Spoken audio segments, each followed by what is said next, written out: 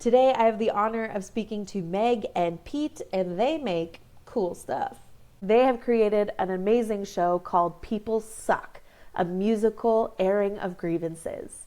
I am so excited to see this show. It is happening throughout the Fringe, so get your tickets because they're selling fast. I think they're already 25% sold out. So get your tickets and then watch this full episode, or watch this full episode and then get your tickets. And be sure not to miss this show. This show has already had a lot of great Fringe runs, has been picked up, has been put down, has been altered, has been changed. During this interview, we talk about Meg and Pete's origin story of how they started creating together and their journey over the last 10 years of creating this project. I'm so excited for you to learn more about this project, for you to share it with your family, friends, and your local theaters, and to check out the show. And as always, if you could hit the subscribe button, it helps us out so much, and it doesn't cost you a damn thing.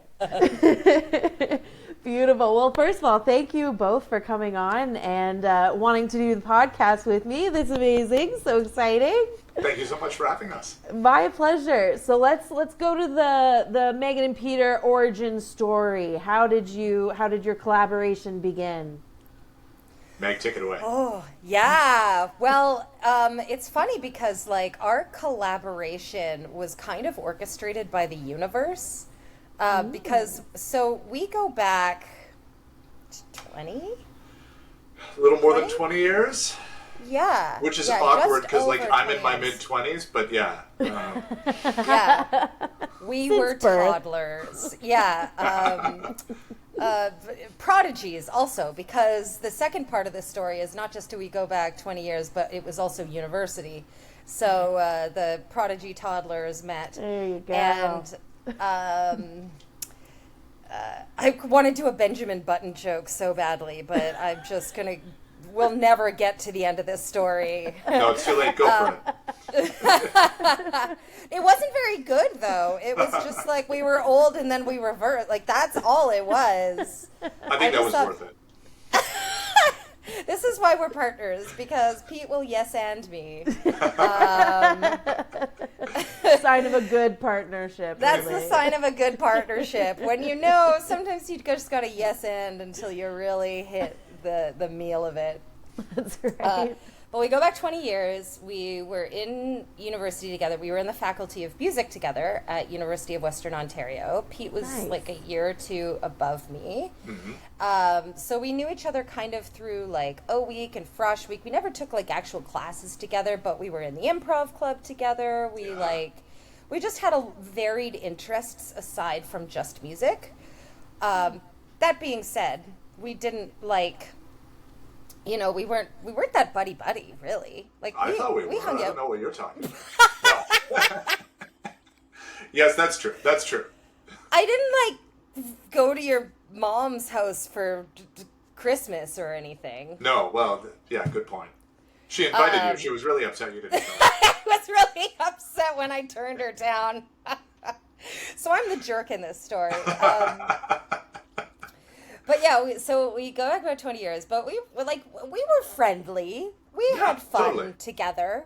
We had good times in improv club. Even after I turned his mom down for Christmas. Mm-hmm. And, but then what happened was after we graduated, and I need to preface the story by saying I live in Vancouver and have always lived in Vancouver. Like aside from my 4 years of university, I'm like West Coast girl through and through.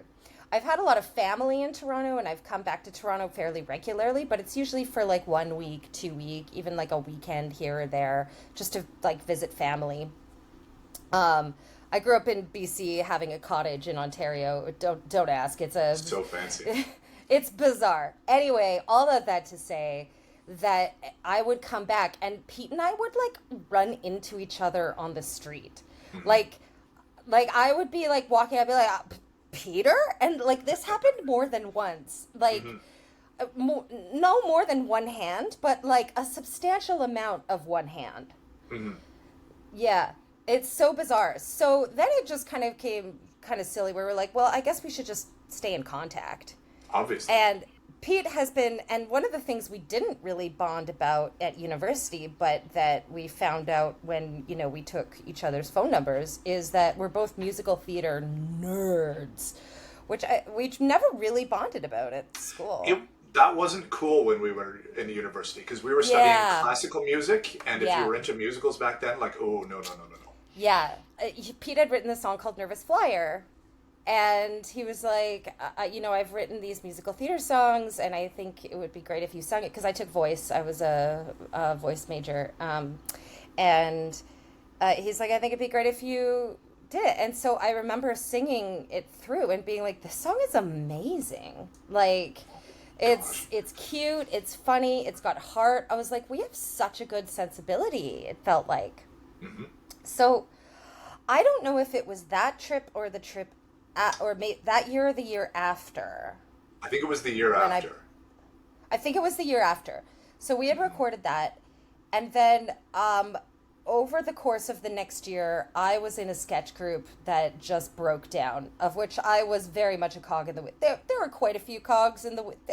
There were more cogs than wheels, shall we say. But I was certainly no wheel in this scenario. And I remember I was at the Toronto Fringe, and I was journaling my feelings, as you do when you're waiting for a Fringe show outside Tarragon Theatre and you have 2 hours to spare. And I'm like bawling and thinking, like, how can I solve this situation? Like, I am a terrible person. I don't know what to do about this. I can't stop being terrible. And suddenly I had this aha. I'll be clear, it was not the answer to my question. But what it was I suddenly had this vision of a song cycle called People Suck. And it was like, three things became clear. One, there's going to be a musical cycle called People Suck. Number two, it's going to be big. And number three, you need to write it with Peter Cavell. So, so then I texted him on his landline. Mm-hmm. Yeah. Because Pete didn't have a cell phone, and I'm super high tech. Yeah. Forgetting. I have a cell phone now. It's okay. I know. He even has data now, which is like, you don't even know. Yeah. You don't even know. It's been a journey. Yeah. But he, anyways, so I texted him on his landline, and then I got a call back the next day being like, that was a fun robot message. But yeah, I'm interested. In whatever this project is that you might have. Yeah, so you didn't tell me anything about the project. You were just like, hey, we should get together, like, let's hang out. I've got this idea. And so I was like, okay, cool. Sure, like, yeah, let's hang out, because you're in town and we sometimes hang out, like we had the year before. So I said, yeah, come on over. And then we were just sort of chatting in my studio, and you were like, yeah, I've got this idea. It's this thing. It's this show. Like, maybe we could write this show. And I had, at the time, a 1-year-old. I think he was 1. And I had, like, a day job. And a mortgage. And, like, had just recently bought the house. And, like, everything was nuts. And I'm like, cool, yeah. I really don't have a lot of free time. But, like, sure. What's this idea you've got? Well, and kind of, you were like, self-producing art is awful. You were like, because I was very clear this was a self-produced thing. Like, this was something that I wanted. And you were just like, that sounds like a nightmare. Mm-hmm. I hadn't told him the idea yet. It was, to be fair, but it was... Yeah. Plus, remember, I live in Vancouver. Like, remember, and this is before, like, Zoom was cool, Like, when Google Docs was, like, a thing you had to, like, research. So, so I go to his house, and I'm like, okay, and he's like, okay, tell me about the project. Like, I roll. I'm like, well, it's a musical theater song cycle. And you're like, okay, maybe I can direct you to the right place. You're like, what's it called? And I was like, People Suck. It's a musical about how people are terrible to each other. And I just kind of stopped for a second, and I'm like, and I could see it all, like, it explodes in my head. I'm like, oh. Because people are awful, and so there would be songs about this, and then, like, the whole thing writes itself. So I'm just like, okay, yeah, I'm in. Yeah. Cue bell tone. The title is the pitch. The title is the pitch. Like, people suck. They do suck. I noticed that as well. As a small aside, I mean, our title has always been our greatest marketing agent, but I just need to clarify, Pete knows this. Today at the gym, I dropped some flyers, like not dropped off somewhere, like literally dropped on the floor accidentally because my hands were full of things. And a man at the gym who is nothing to do with like anything theater or anything, and doesn't actually even know what the Fringe Festival is, which I find out later, picks up the flyer and he goes, "Can I have this?" It's like, he's like, "What is this? I need to know." He's like, "People do suck." And so we basically sold two tickets to someone who'd never been to theater before based on the title alone. So whereas normally you have to fight to give people flyers. You have to follow them around and like shove it down the back of their shirt or under their windshield. But no, this guy took one voluntarily. He asked to take one. That's amazing. That is so true. Yeah, people are really skeptical about these flyers these days. Yeah. Oh yeah. Yeah. Yeah. So that was how People Suck came about, and then. Do you want to share like the rest of it, Pete? Yeah, so we started getting together over the telephone, and we wrote this show, and then we applied to the Fringe Festival, and we got drawn, and so we were really excited. And then we went, we have to finish writing this show. Correct. I guess. Which Fringe? Because is this your second Fringe this year? This is the Fringe. This is in the 2015 Toronto Fringe. Okay. So we're both Fringe veterans. My first Fringe was in 2003. Meg has been in a whole bunch as well. Meg has toured and done solo Fringe across the country, internationally, in fact. So like we were very, very familiar with the Fringe, but in this case, and we were also familiar with the idea that when you get drawn, then you have a finite amount of time until you have to perform. So and we finished writing it. Stakes in the game as well. Yeah, so. You wanted to do well. So we finished writing the show back and forth over the telephone again, and then ended up getting together with a team of really, really incredibly talented comedians, some of whom I knew from Second City, some of whom Meg knew. Some of whom just heard the title and never say yes to anything script unseen except for this one time, because they heard the title, they heard Pete, they kind of knew me, and they were like, "It sounds amazing." Yeah.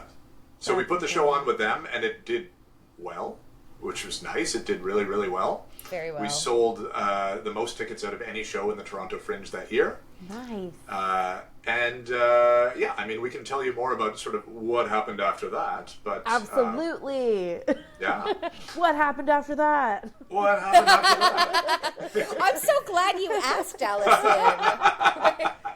Thank you for saying yes and not, no, actually, no.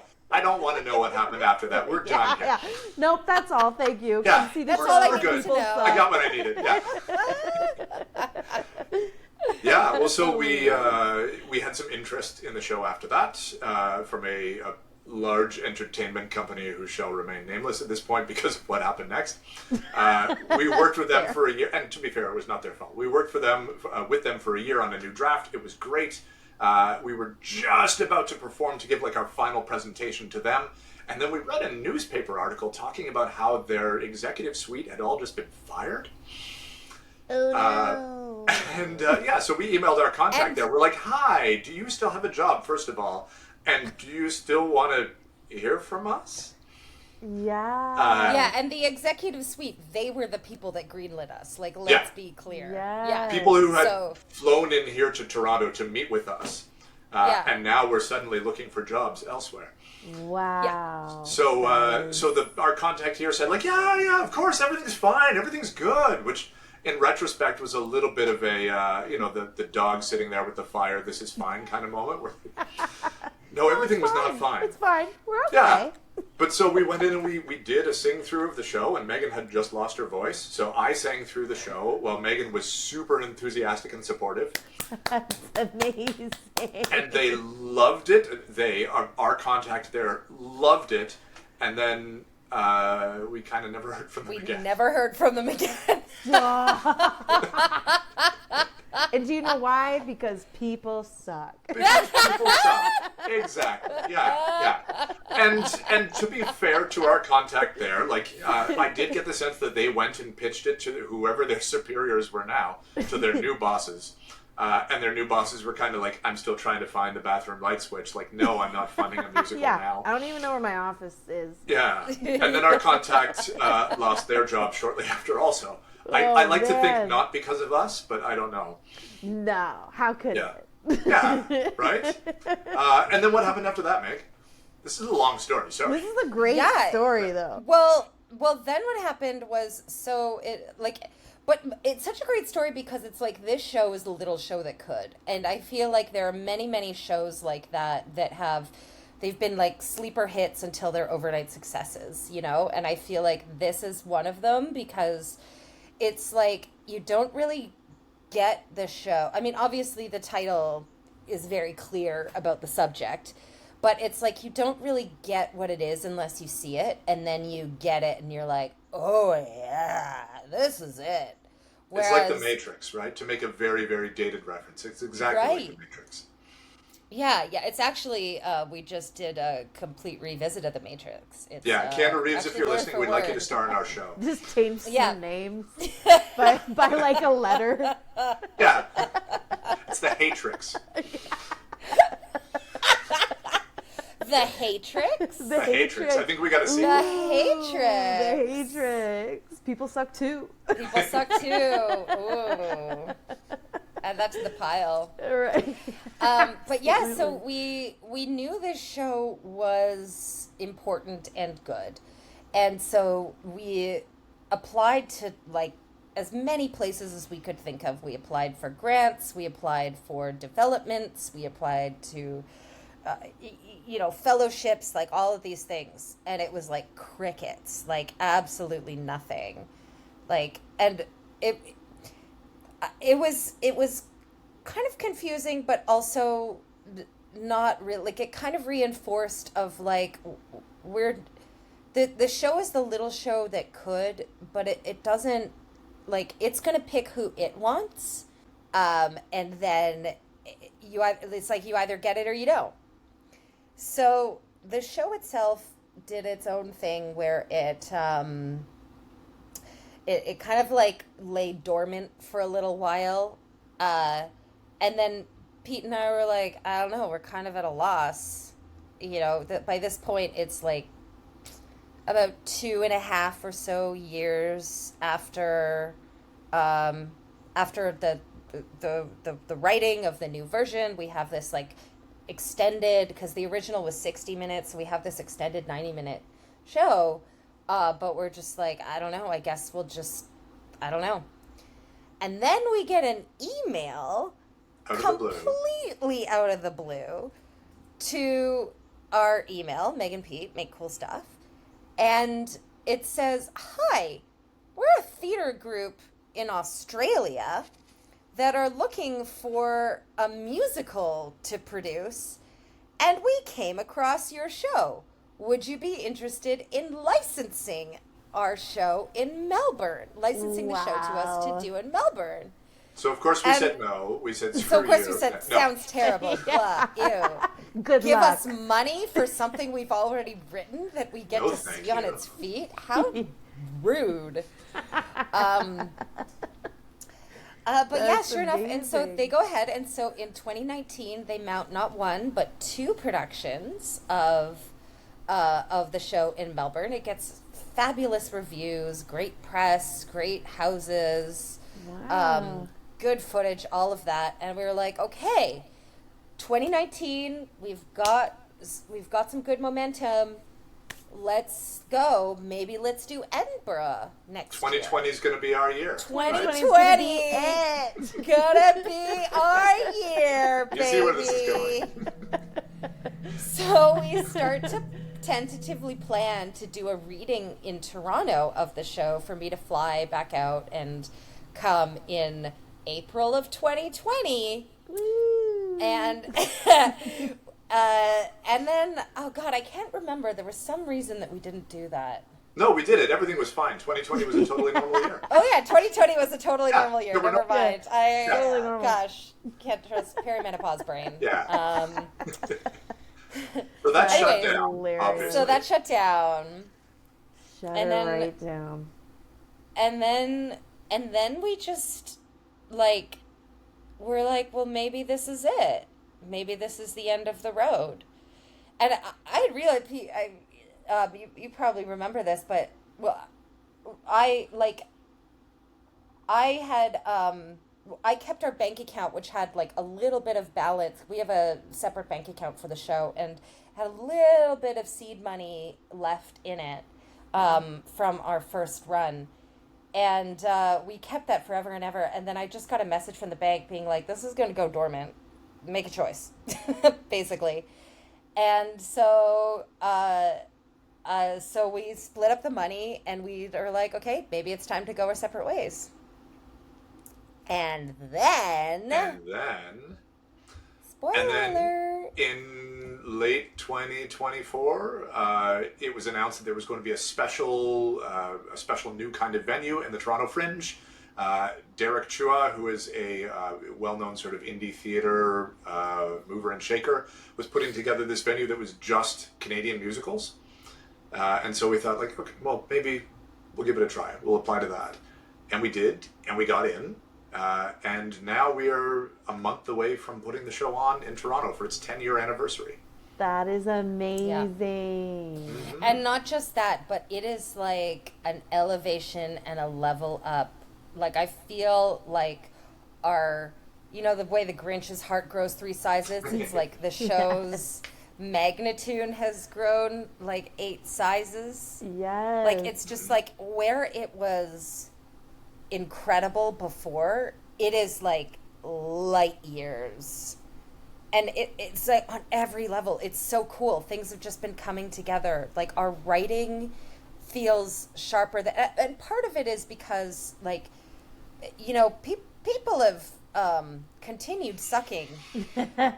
Yeah, it turns out 2015... endless material on that one. Yeah, 2015, 2016 turns out marked a little bit of a turning point in the world in terms of how much people suck, which we did not incorporate in our original show because it hadn't happened yet, and boy, do we have a lot of material now. Yes. Yeah.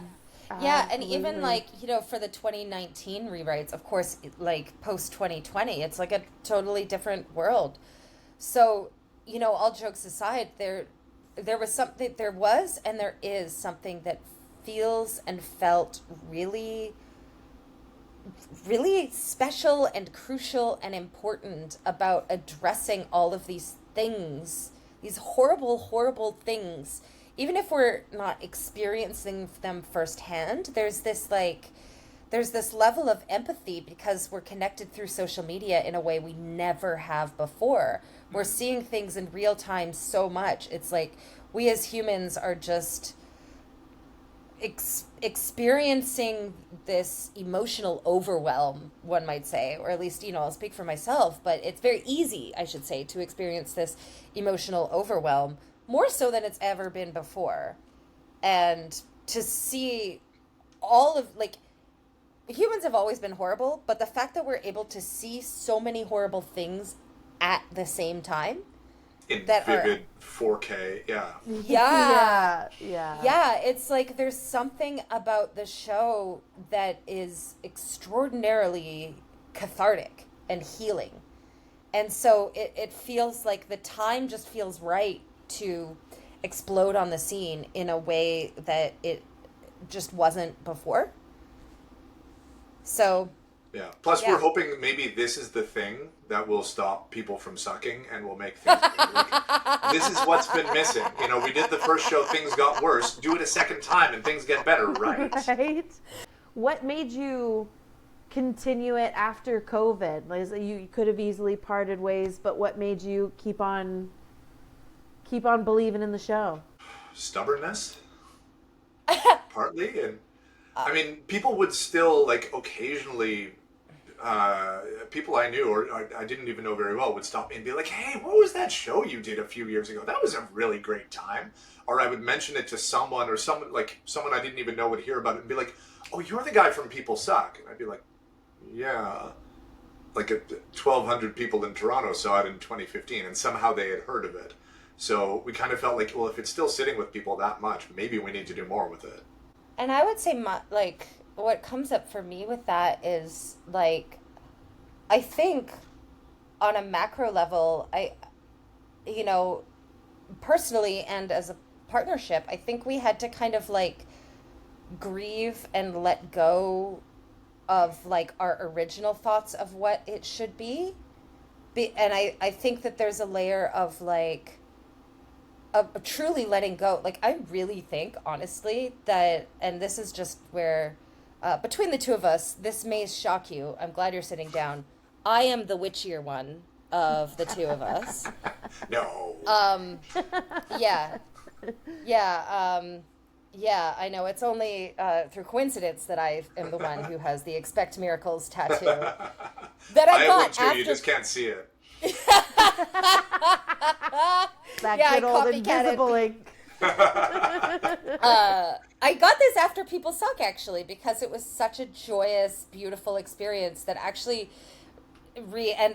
this is not hyperbolic, I promise you, it's not.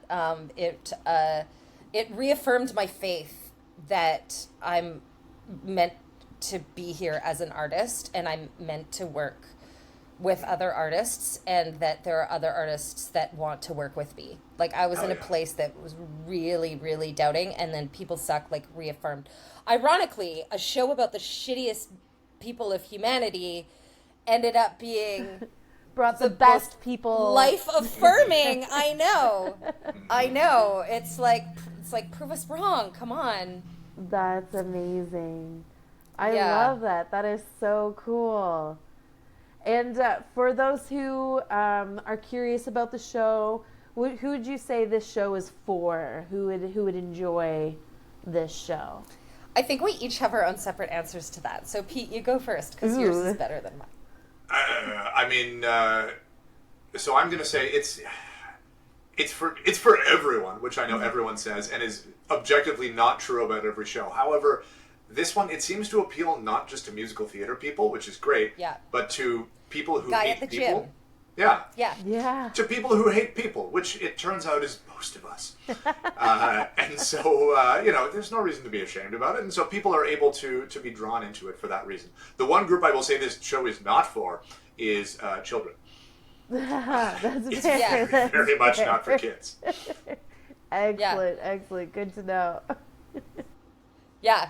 And I would say twofold. First of all, one of the members of our cast, by the way, who we need to plug, David Silvestri of Come From Away fame, and will soon be starring in And Juliet, Toronto premiere. Yes, I get to share the stage with him. That's so exciting. I know. Anyway, he was saying, he said two things that have, like, just been quite lovely and very quotable.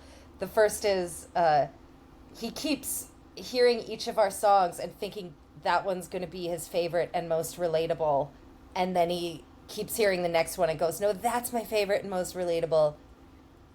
But the second thing he said was, if this show is, if you've ever complained about anybody, it will be represented in this show. It is extremely cathartic. And the way I always put it... Oh, sorry, go ahead, Pete. Yeah. I was just going to say, since we're plugging David, I want to make sure we're not neglecting the other cast members as well. Because they are people who very, very much do not suck. That's the delightful thing. The show is called People Suck. Our people don't. We do not cast people who do. Correct. And so the other cast members, so it's Liana Bedewi, Michelle Nash, Chris Johnson, David Silvestri, and Megan herself is in the show. Amazing. And it is a ridiculously talented and wonderful cast. Incredible. Directed by Jessica Sherman. Dear Evan Hansen's Jessica Sherman. Yeah. Amazing. Also, we knew at Western. But yeah, just to finish off, this show is for anyone who's ever left their house. That's what I say. That's great. That's fair. So many things can go wrong in a day. So many. Because people suck. And so many, it's not just so many things can go wrong in a day, it's that there are so many preventable things that could have just easily not gone wrong if somebody wasn't sucky. Yep, 100%. 100%. We wrote a song about that. It's called Where the Hell is Darwin When You Need Him? A little bit more natural selection. I miss natural selection. That is hilarious. That is so funny. So what would you consider the most challenging part about working on this project? Oh. I mean, it's been like a decade, so I can't imagine. I also like that it's taken so long to get to where it is, because you hear so many times, and it sounds like you said, oh, it's an overnight success. And they're never overnight successes. Yeah. All these projects, whether it's a TV series, a movie, or a musical, they take years of development. So you really do have to love it in order to keep the passion alive, to get it to the finish line. 100%. So I commend you for sticking with it, because that's incredible. But yeah, what do you think is the most challenging part of the process? I have two answers. Yeah, go. Okay. The first, so I have one creative and then one just like human-y. So I think the most challenging creative part is really ensuring our tone is walking the line of like, it's not just one group of people it's all, like, it's humanity. And so, like, it's easy to go for the cheap joke and the current joke, but we see this show having longevity, and kind of similar to like one of the pieces of art that Pete and I share joy for is Monty Python, and everything about Monty Python. And, you know, like, the life of Brian is something we've talked about a bunch recently, and we've actually there's one song in particular, Make a Better World, that we revisited some of the life of Brian scenes for, because despite it, you know, being 50 years ago life now, Brian, yeah, in a completely different time, you know, where it was like, isn't cross-dressing funny, you know, like that, and where a lot of the sketch was like that, you know. And of course there's going to be a few topical jokes that don't age well with any humor. It's just, you know, part of it. But you know, if you haven't watched Life of Brian recently, it not just holds up, but is like actually really really current to today's situation of polarization, echo chambers, all of that. And it's just it's a biting satire of not just one group of people, not just the right, but like all, like, not just the easy targets, I should say, but like all of it. So I would say creatively, that I think is the hardest with the rewrites. Yeah, keeping the show current has been a bit of a challenge, but I feel like we're getting it. I feel like we're walking. 100%. 100%. And the next I guess we'll find out when we put it on. If people are throwing tomatoes at us, then we definitely got that wrong. Yeah. Well, and the nice thing about having like a brand new team and a brand new cast is that they have fresh eyes in a way that we just can't. Like, we have so many different versions of the show living in our collective brains at any time. So having that perspective and hearing people laugh at both old jokes and new jokes, and like not just people laugh, but people laugh whose opinions we respect on like new jokes, you know, is not just affirming, but also super helpful. Nice. And when you're going through the writing process with rewrites, etc., Do you present it to, like, did you do table reads with friends?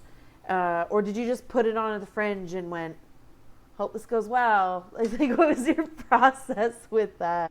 Yeah, I mean, the first time we did it, we were still writing it up until the week before we opened. So our table read kind of was our cast. We would bring them fresh material every day and be like, okay, let's try this out, guys. And we would see what went over well and didn't go over well in rehearsal. We were changing things on the fly. It was a very exciting time. Yeah, yeah.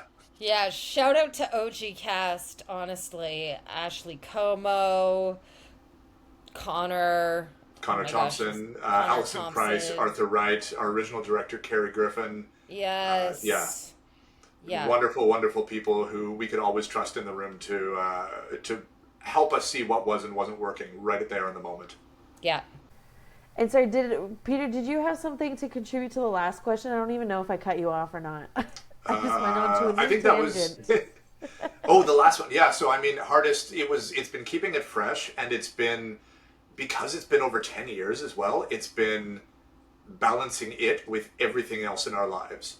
Because, when we were working on it in 2014, 15, of course, this was the most important thing. This was the most urgent thing. And then the urgency kind of went away when it was just the two of us driving the car. Then, there's other stuff that has to go on. There's gigs and there's family and there's, personal life and all of that. And so keeping this moving has been a challenge. But I'm so glad that we did. Absolutely. And your kid was one when you started, so like he was 10, he was around now? one. We have pictures of him coming to a rehearsal, and he was, I think, 2 years old and like on the couch and peering over at everyone. He's 12 now. Oh my goodness. And another kid came along while we were working on this, which made it super, super easy in 2018, 19, and 20 to write stuff with an infant at home. No bumps in the road whatsoever throughout this process. No problem. Smooth sailing. Also, again, living in Vancouver, like bi-coastal, remember? Yes, yeah. I was half expecting you to be like, well, Peter didn't have a cell phone, so I'd say that was the hardest part. I'd gotten one by then. It was just a flip phone. He did. Yeah. Excellent. It was a proud day. Oh, yeah. It was a proud day when I could text Peter and not receive a thank you for texting text to landline. And that is you so know they funny. don't mean thank you. They mean you're an idiot. You fucked up. Because people suck. You fucked up. No one's gonna listen to this. Your robot voice has gone into the pit of hell. Trying. 3 more of these and you're cut off, but we're still gonna charge you. Absolutely. That is so funny. And for both of you, what is your biggest takeaway from working on this project? Oh, good question, Alison Mullings. Thank you. Hey now. Biggest takeaway. Okay, so my personal one is that. Okay, it's 2-part. The first is that I've been doing a lot of inner work in terms of like growing as a creative, but also just like all of the stupid healing bullshit that it takes to hear intergenerational trauma, self-sabotaging behaviors, ways you're a jerk to other people, all of those things that instigated the musical in the first place. So in the process of doing all of that work, I would say my biggest takeaway is that the work actually works. And the whole reason I've ever engaged in this work is because I knew I was here for a purpose to make art on bigger and bigger platforms that's better and better and better. And it's just like, I personally don't have kids. I don't know if romance is ever going to be a thing for me. To be honest, I don't really care. But what I do care about is making good art. And then the second part of this that's a little hokey is I never thought that I would want to make art with another person this long. And looking forward, like so Pete and I talk all the time about marriage. We're kind of like a polyamorous married creative couple, which in a platonic comedy sense. To be very, very clear. Yeah. Peter is married to the love of his life, and she is wonderful, and I cannot get over how supportive she is of letting Pete go run in the basement with another woman and close the door. We don't actually. I run. I don't know, but just like emotionally. So, but all that to say that it's like I've never had a brother. I've never had anyone that I've like wanted to spend lots and lots of time with and be very creatively vulnerable and intimate with, which is really what partnerships are, because that shit takes communication and courage. And it's just like, it's so much easier to do stuff on your own and be fine. But I would say my biggest takeaway in going into this is like, up to this point, Pete and I have had a couple challenging conversations where I personally have been called out on some stuff that is negative, that was negatively impacting our work. Well, and the other way around too. Yeah. But yeah, like we're both humans. We're both going into this as sucky people. Yeah. And then sometimes it's even harder to be the one doing the calling out as well, because it's like, you know, and so it's, again, thank God Peter's been married for nearly 20 years, because Pete is like a communication ninja when it comes to like couples I feel like I'm just like the amount of I statements, can I just tell you? I've learned a few tricks. So I just feel like I've learned so much, but I've also just like really discovered the value of being down and dirty in the work and seeing how far you can go when you're really in it with another person, like really in it, like just like training wheels are off, you know, air brakes are down, like let's do this. We might crash and fall, but like at least we'll crash and fall together. And at least we know we've done the math that like we likely won't. Yeah. If I can also get hokey, yes, ending everything you just said, Meg, but also something that, and we haven't had a chance to talk about this yet, but like this has been my experience just this past week. So we started rehearsals last Monday, and for 10 years, intermittently, we have been the only ones dragging this big old stupid musical around. And it's been fine. And this week, getting together in the rehearsal room with these incredible artists, our cast, our director, our stage manager, just everyone, and hearing these songs that for years we've been the only ones hearing, we've been the only ones singing, hearing them brought to life by people who are so imaginative and so generous. I have been sitting there constantly focusing on what I'm doing because I have to be playing the piano, but inwardly just like screaming and thinking, I am so goddamn lucky. I can't believe I'm getting to do this. And that's really, really made me feel just over the past week, every single moment, like whatever happens next, however much farther this goes, this was worth it. This will always have been worth it. I didn't think you could get more hokey than my answer, Peter. Wow. If it's a hoke out you're looking for.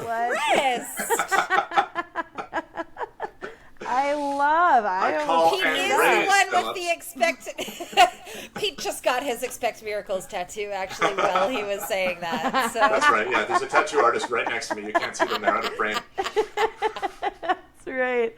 That's amazing. Both really good answers. I love that. That was fantastic. If you could tell yourself, your younger self, at the beginning, the infancy of this project, if you could give that version of you some advice, what would you tell your younger self? I mean, the advice that I would have for myself is, it's a little bit, there would be a butterfly effect thing, because I'm going to tell myself not to do something that I didn't do, but that I considered doing. And maybe if I told myself that, I might change the past, and that would be no good either. That's fair. I would tell myself, like, don't give up. There have been, which I know sounds super, super trite, but like, there were so many times along the way when it felt like, okay, maybe this is it. Maybe we've taken this as far as we're going to take it. And, maybe I'll have that same thought in a month. I don't know, after we're done. Or if we open and people are throwing tomatoes at us. But, to tell myself, like, no, this is something serious. This is something real. Stick with this. Amazing. Oh, your answer's so much more meaningful than mine. Well, then go the opposite direction. Give us something stupid. Come on. No, well, mine... can't guarantee stupid. I'll do my best. Mine is, yours is don't give up. Mine was don't look up. Because it's like there are, going back to the Matrix, there's the red pill and there's the blue pill. And it's just like, which color's which? I always forget. I don't know, but that was a really great Morpheus impression just now. That was perfect. He sounds like Yoda, yeah. What? The red pill and the blue pill, and it's just like, you take the one, you stay the same, nothing needs to change, you go back to sleep, it's fine. Or you take the other one, things shake up and go different, but you'll go on a different, like, it'll be new, it'll be different. And obviously I chose let's call it the blue pill. I chose the one that's not that, but I always view, like, once I've taken the blue pill, this has been my kind of metaphor in my mind for the past, like, 10 years around this, is especially when it comes to emotional healing or just saying yes to any kind of stupid hero's journey that the stupid universe is inviting you to stupid do. So stupid. And so stupid.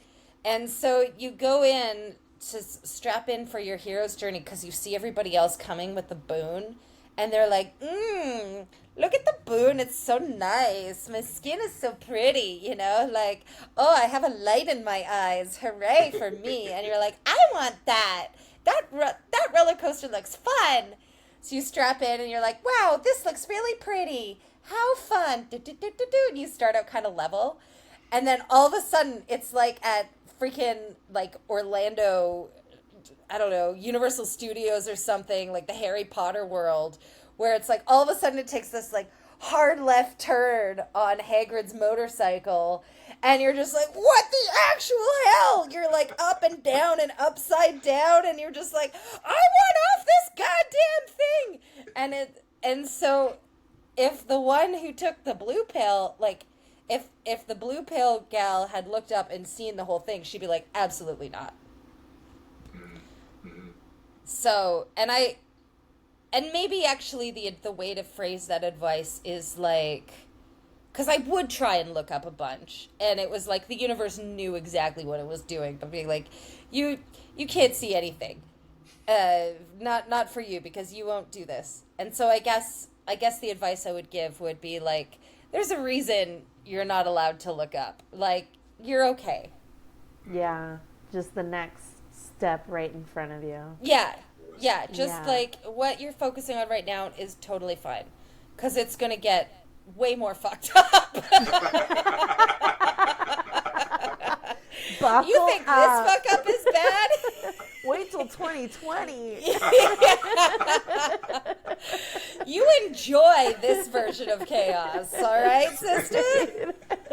That's hilarious. Yeah, I agree. I do that too with just like the amount of work of like when you think about where you are and where you want to be and the mountain that it feels like in between, and you're like, and it's like, no, just do the next thing you need to do. Yeah. Just focus on that instead of the never-ending to-do list to get you up there. Yeah, it's definitely a journey. It's definitely a journey, 100%. That's so funny. I love the roller coaster analogy. If you knew, stupid. You would not buckle up for this. Yeah. I always have the vision of like when all the souls are choosing to incarnate in this life. And then God's like, okay, who's next? And my little soul is like, me! I want in, me! And I always have this vision of like, maybe this is actually my answer, is me going back to that soul that wants to incarnate and be like, put your hand down. Put your hand down. No, dare you. Shut up. Hide behind that pole. Nothing to see here. Nothing to see here. You should want to work at a bank. That's right. Go pick Johnny over there. John, right. Go kick Cassandra. Cassandra's going to have blue eyes and blonde hair. And Nepo. Go Nepo, baby. Nepo, baby. Pick Nepo, baby. Don't do this all yourself. You don't want to make up for your karma. No. Oh, it's too funny. In a perfect world, which obviously it's not, otherwise you wouldn't have a show. But because people suck. Where do you see this show going? Like, where would you like to take it? Like, if it does well at Fringe and somebody wants to do a TV series, is that what interests you, or do you want it on the big stage? Where do you see it going? I mean, I will preface our answer to say that if anyone who's listening wants to give us millions of dollars to adapt it to something that is wildly unsuited for, we are very interested. Please contact us right away. Correct. That Correct. said... We're thinking Spider-Man the musical, actually. As a cartoon. Yeah. Yeah, as a cartoon. No, I mean, we want to take this as far as we can. It is, being a musical, I mean... Is Broadway an option? Because we'd like that. It's always an option. That would be nice. Broadway, like, I would settle for the West End. That would be okay, too. All right. I would settle for the West End. Like, I would love to end up there. Famous quotes from Peter Cavell. That will be Peter a quote Cavell, one day. theater snob, yeah. It'll be like the biggest musical in all of the land. It'll be like, Peter, he once said he would settle for the West. Guys, after saying that on this podcast, I'm going to be banned in the UK, I'm fairly sure. To be They're fair, never going to work with me again. Either the title of your memoirs or your epitaph. Yeah, settle for the West. Yeah. I love it. So Broadway, West End, and I mean, I've always seen it with a limited run on Broadway. I've always, since day one, I've always seen it. I just have. I would allow for an open run on Broadway too. That would also be okay. But yes. I feel like there's an open off-Broadway run. It does feel like it's got an off-Broadway feel. Mm-hmm. But I do see it with a limited on-Broadway run. To be clear, we'll have a show that does have an unlimited Broadway run. Oh yes, that's true. Maybe just not this one. There are shows in the thing, but I don't think it's meant for like it's just not. It's like the Avenue Q. Well, Avenue Q actually did do well on Broadway, but it was off Broadway for a long time. Or the title of show. I mean, title of show has always been one of our big. That's how I know we'd make it. Yeah. If Susan Blackmore came to see our show. Susan Blackmore. Yeah, well, if I can say for any listeners who are not familiar, title of show is the title of an actual musical. Yes. It's not just Meg not having decided yet what her reference is going to be and hoping she can fit it in later. Insert title of show here. Yeah. Or if Hunter Bell. If any of the cast of title of show knew about our show, I feel like we'd make it. Amazing. We'd have made it. That's awesome. All right. Tell the people one more time what your show title is and when to come see it and where you'll be. Yeah, so it's called People Suck, a Musical Airing of Grievances. It's playing in the Toronto Fringe from July 2nd to July 13th. You can see more information at peoplesuckmusical.com.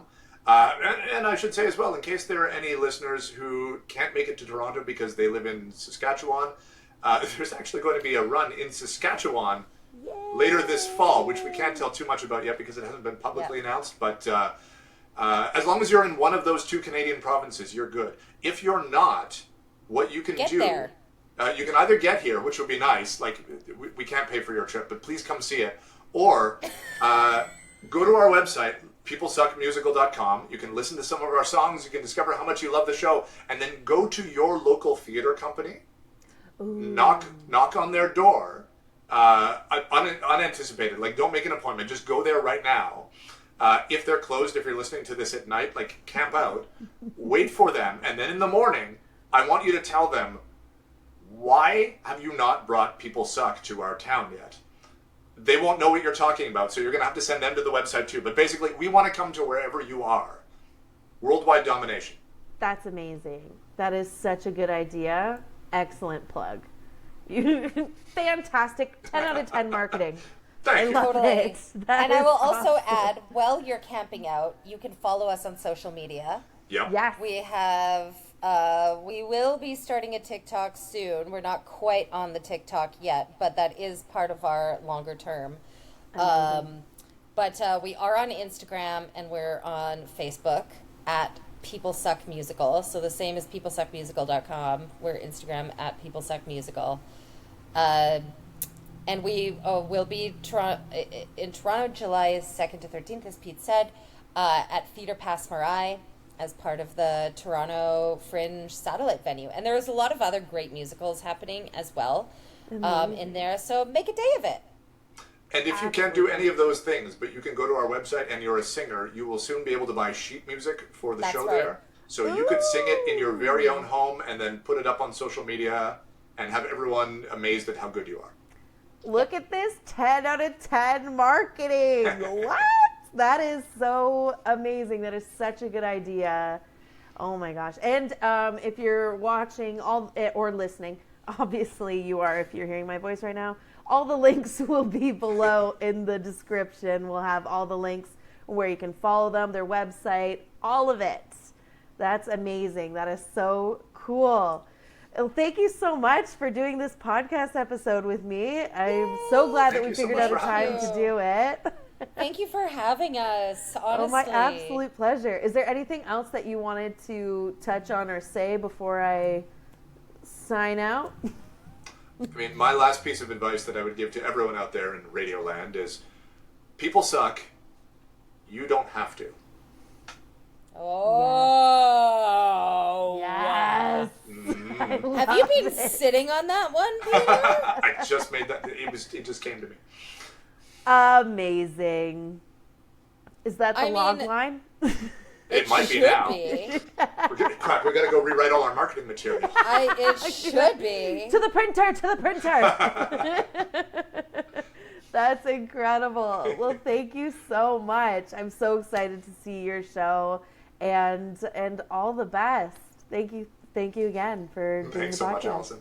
Thanks, Alison. My pleasure. Thank you so much for watching. I really hope you enjoyed this interview. I learned so much. It was such a great conversation with Meg and Pete. As I said, it's been like 4 days that Fringe tickets have been on sale and they're already at 25% sold out. So when I say it, I mean it. Get your tickets before they're gone. This will be a sold out show. Thank you so much for watching, and I'll see you in the next interview.